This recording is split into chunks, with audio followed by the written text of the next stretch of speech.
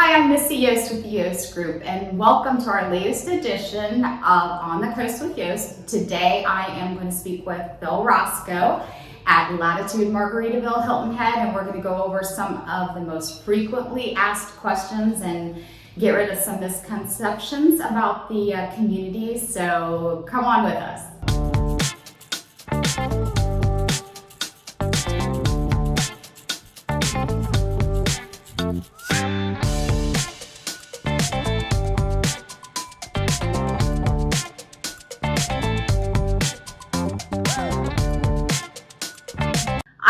Hi, I'm Missy with the Yost Group, and we are here today with Phil Roscoe at Latitude Margaritaville Hilton Head, and probably Margaritaville. We have more questions that come in about Margaritaville than we do any other community in the area. So we are going straight to the source today to get some answers, and if you have other questions that you have, you can make comments below and we will make sure to answer those for you. Now here on the screen, I'm going to go ahead and put the email, or not the email, the web address for Latitude Margaritaville Hilton Head so that you can get some of the more common information like for pricing and floor plans and community maps and that sort of thing. And also, if you would like us to FedEx you one of the packets, which we don't have one in front of us today, but they're really nice large packets, we can do that for you. Just send me your email address and I will be happy to get with Phil so he can get one of those sent out to you. So if you are ready, we will begin. Yeah. All right. Phil, tell us a little bit about yourself. What would you like people to know about you? Hi, I'm Phil Roscoe. I've been in the Low Country going on 18 years, originally from New Jersey. I worked with two other production builders, so this is not my first time working production, but it is a great company to work for. Super excited to be here. Love this company. Yeah, and he is awesome. He is our go-to person in Margaritaville. He keeps us up to date on pricing, lot releases, basically anything we need to know, we always go to Phil. So we're going to jump into some of the most frequently asked questions at Margaritaville, and I'm going to go ahead and use my cheat sheet here because these questions really have come in from you guys. Right now, how big is Margaritaville as far as like how many acres? What do you look at as far as like a build out homes and that sort of thing? Yeah, so Margaritaville is based on about 3,000 acres. We're proposed to be about 3,400 homes. In our property report, it'll indicate 3,400 to 3,800 homes. So we try to tell people 3,000 homes on 3,000 acres, and half of which is protected. So about 1,500 of the acres will be protected woods and preserves. That's awesome. That's awesome. Yeah, and that's probably one of the things that differentiates Hilton Head when you compare it to like Daytona. I'm not sure about water sound as far as the density there, but because there's so many wetlands, you have a lot of green space here in Latitude Margaritaville Hilton Head. How many more years do you look before the community, do you foresee the building in the community before it's completely built out?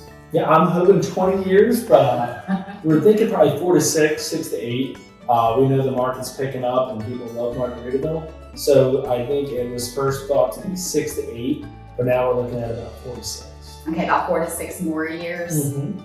Yeah, and I do keep asking the management if they're thinking about purchasing more property in the area like some of the other developments have. And at this time I'm told no. So if you are interested, it's definitely a good idea to get involved, to find out more now about it and get your name like on the lists, which we are going to go over in just a few minutes. But before we do that, one of the questions that everybody seems to ask is what makes Margaritaville different than Sun City Hilton Head, which is our other 55 plus community in the area? Yeah, I tell people it's a lifestyle. This is Jimmy Buffett's version of Back to the Adult. Within about 10 to 15 minutes of taking our shuttle or going on tour with Missy, you're going to see it for yourself. It's just a different lifestyle, atmosphere, different change of pace. It's a little more vibrant, and it's exciting. But the best thing I would say is come out for yourself and check it out. Yeah. Yeah, you're going to have different color palettes. Think Key West. I mean, some people have a hard time getting used to that, but we love it. We absolutely love it here, and the vibe and the music, and there's just so many things to do here too. It's a very active community.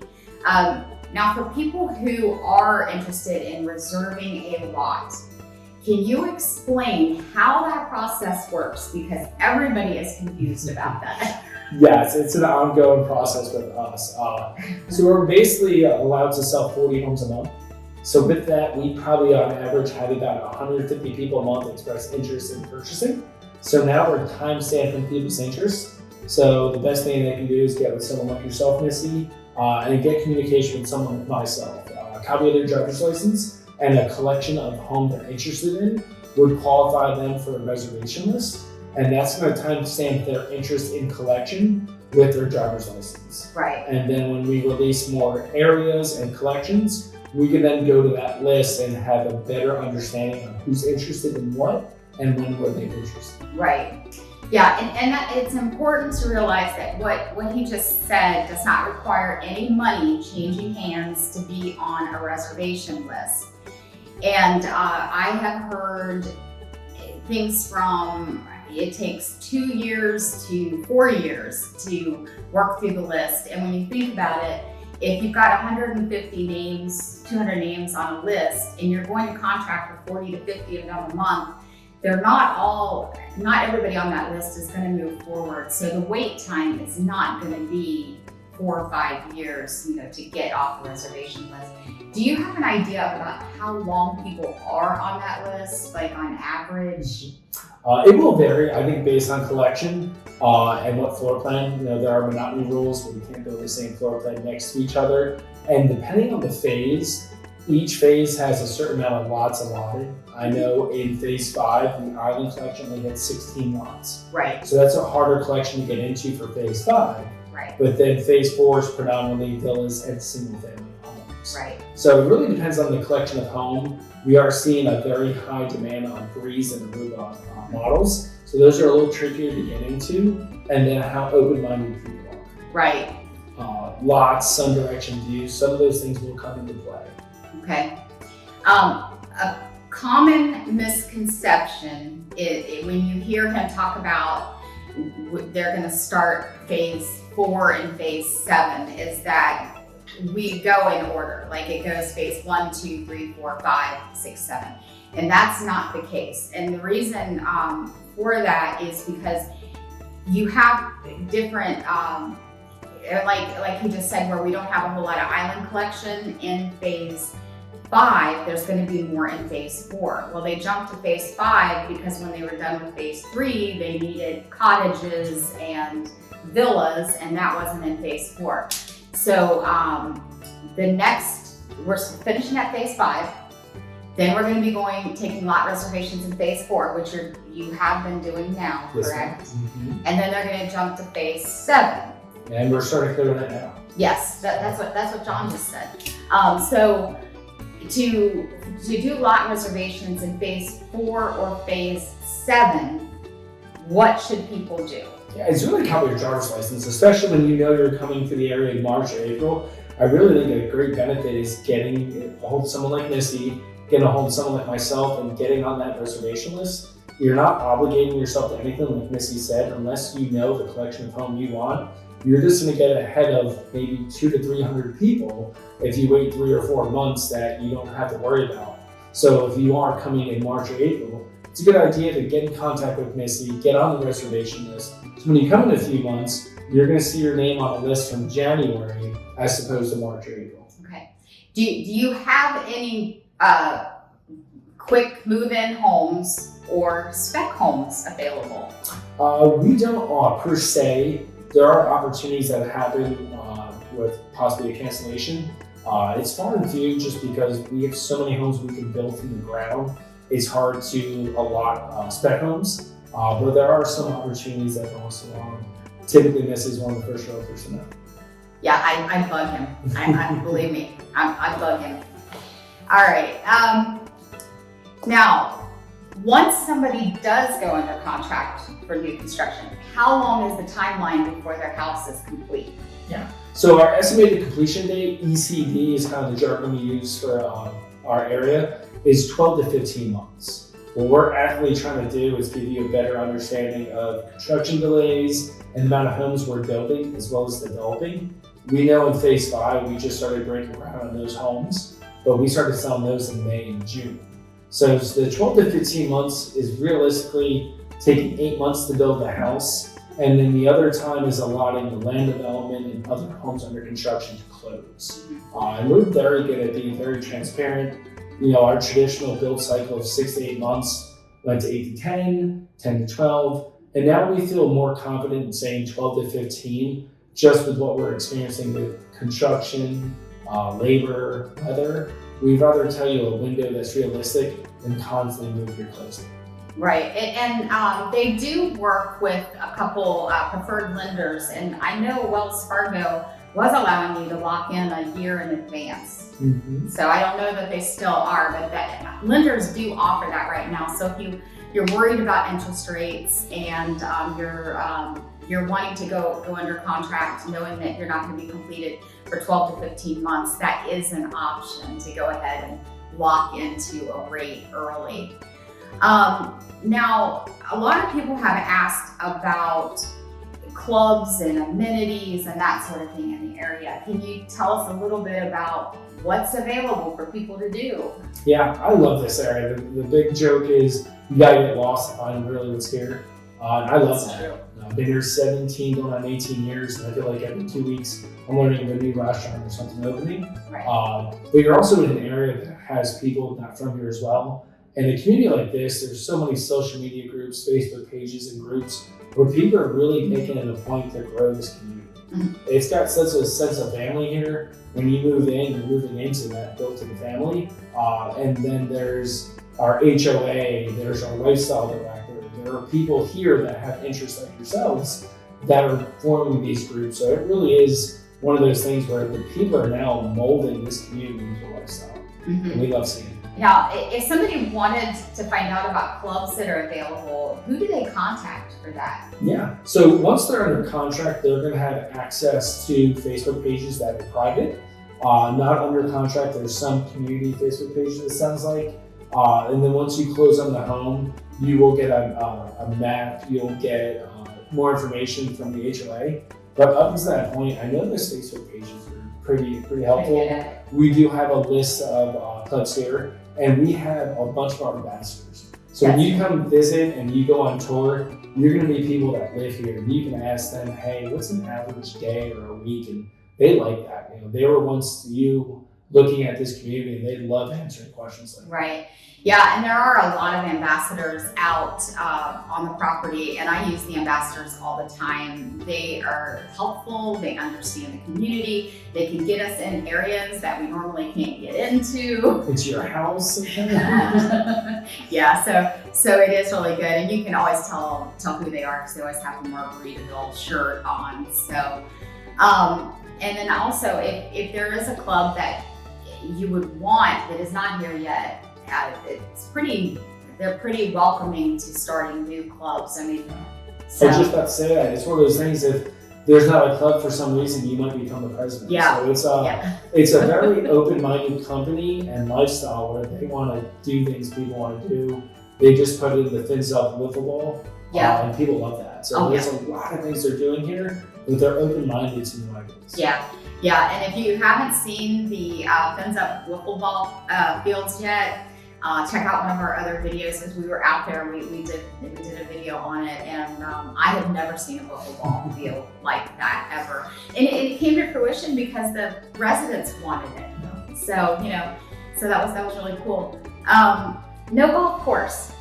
No, it's just one of those things here in the Low Country. There's over 20 public golf courses. We have a very reasonable HOA. So we decided with public golf courses across the street, with putting in a traffic light and over 20 public golf courses nearby, it didn't really make sense to do that here. It made more sense to give people the opportunity to go off course and to really control their HOA. Mm-hmm.